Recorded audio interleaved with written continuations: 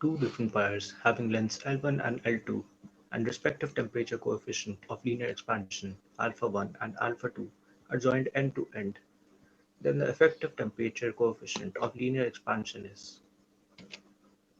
So the new length of our wire will be L is equal to L into 1 plus alpha into delta T. So the length of wire 1 will be L1 dash is equal to L1 into 1 plus alpha 1 into delta T.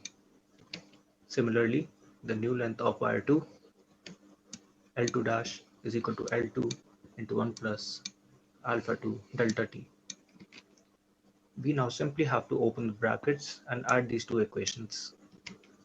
Adding 1 and 2, we get L1 dash plus L2 dash is equal to L1 plus L2 plus L1 alpha delta T plus L2 alpha 2 delta T.